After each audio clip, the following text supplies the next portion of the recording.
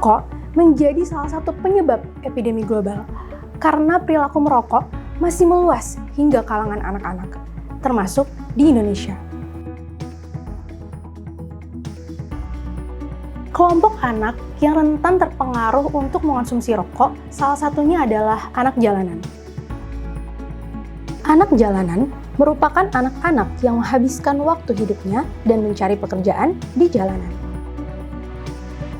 Perilaku merokok anak jalanan memperberat target Rencana Pembangunan Jangka Menengah Nasional atau RPJMN untuk menurunkan prevalensi perokok anak dari 9,1% menjadi 8,7% pada tahun 2024 di Indonesia. Penyebab dan konsekuensi dari keterjangkauan rokok pada anak jalanan masih belum dipotret secara menyeluruh. Oleh karena itu, Pusat Kajian Jaminan Sosial Universitas Indonesia telah melakukan studi kualitatif berjudul Ancaman Keterjangkauan Produk Rokok pada Anak Jalanan di Perkotaan untuk menganalisis penyebab dan dampak negatif dari keterjangkauan produk rokok di kalangan anak jalanan di daerah perkotaan. Pengambilan data dalam studi ini diperoleh dari wawancara dengan 38 anak jalanan yang tersebar di wilayah Jakarta, Depok, Tangerang, dan Bekasi. Lokasi tersebut dipilih karena adanya peningkatan kasus anak jalanan.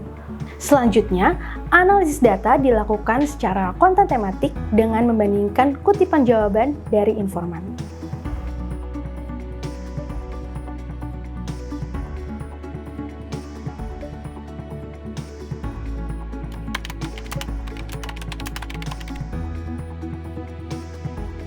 Biasanya saya paling kecil 50.000, paling besarnya 150.000.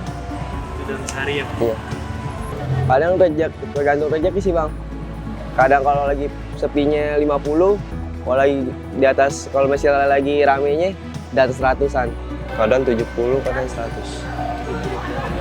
Kalau pendapatan hariannya seharinya itu kadang cepet aja buat setoran. Kalau misalnya pendapatannya gocap lah minimal.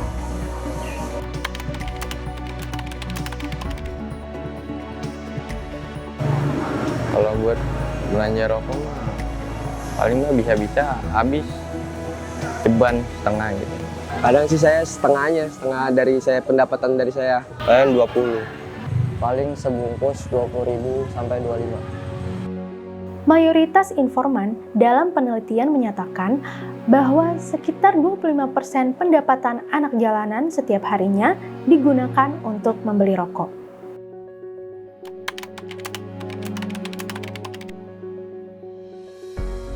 Beli ketengan juga sih bang. Sebungkusan lah kalau gitu-gitu. Iya, 12 sampai 16 batang. Habis dalam sehari. 6 batang doang nggak? 6. Kalau perbungkus mah agak jarang. Cuman kalau seringan mah ketengan. Sebagian besar anak jalanan memiliki persamaan persepsi bahwa harga rokok di Indonesia masih murah. Anak jalanan dapat membeli rokok secara ketengan dengan harga satuan rokok hanya Rp2.000 per batang.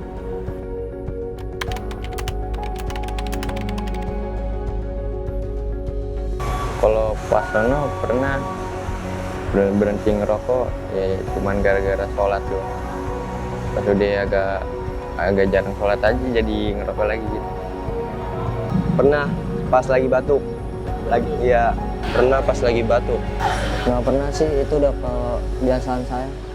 Susah untuk hilangin.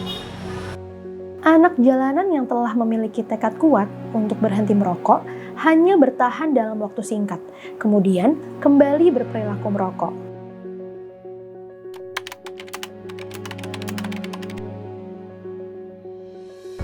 Murah. Kalau saya bilang sih masih terjangkau dan masih bisa dibeli dengan gampang. Murah. Masih murah.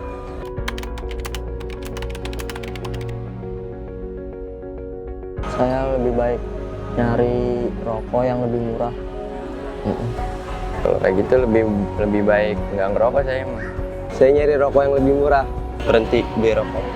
Sebagian anak jalanan berniat pindah ke produk rokok dengan harga yang lebih murah apabila harga rokok naik.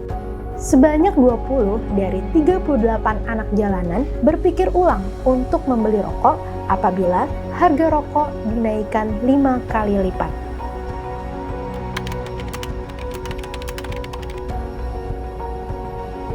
Saya semenjak rokok, kadang suka nyesek juga. Dibilang boros sih boros, saya ngerokok. Iya, pada sakit itu. Kadang batuk, iya lebih boros. Kalau itu efeknya pernah sih pilek doang, kadang batuk juga. Semenjak itu doang agak berhenti kan. Habis itu lanjut lagi. Kalau ekonomi mah lagi ada aja. Kalau nggak ada nggak bisa ngapa-ngapain deh. Paling radang, batuk.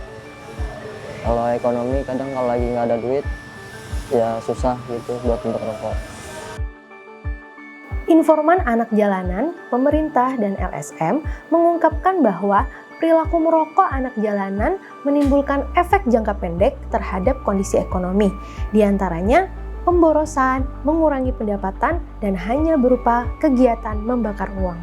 Selain itu, efek penurunan kondisi kesehatan juga dirasakan oleh sebagian besar informan anak jalanan, yaitu menjadi sering batuk-batuk hingga masalah paru-paru. Secara garis besar, studi kami menyimpulkan bahwa rokok masih mudah dijangkau oleh anak jalanan. Hal tersebut dibuktikan dari harga rokok yang masih murah. Kemudian, anak-anak masih bisa membeli rokok secara ketengan. Di samping itu, masih ada pilihan produk rokok yang lebih murah, walaupun cukai rokok telah dinaikkan. Akibat keterjangkauan rokok pada anak jalanan ini mengakibatkan konsekuensi negatif bagi mereka. Di antaranya penurunan kesehatan yang mulai dirasakan oleh anak jalanan. Kerugian ekonomi baik saat ini maupun masa depan. Selain itu, program pemerintah berupa edukasi bahaya merokok bagi anak jalanan menjadi kurang efektif untuk membuat anak jalanan berhenti merokok. Melalui studi ini, kami merekomendasikan kepada pemerintah agar 1. Terus menaikkan harga rokok. 2. Terus melanjutkan simplifikasi strata tarif cukai rokok. 3. Pemerintah harus melarang penjualan rokok secara ketengan. Dan yang nomor 4, tidak kalah penting, yaitu adanya sinergisitas antara pemerintah pusat dan pemerintah daerah untuk terus meningkatkan edukasi serta pengawasan kepada anak jalanan agar terhindar dari perilaku merokok.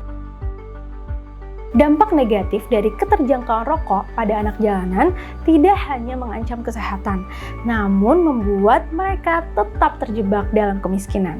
Pengendalian konsumsi rokok harus diperkuat dalam segala aspek agar sumber daya manusia Indonesia yang unggul dan berkualitas dapat terwujud di masa mendatang.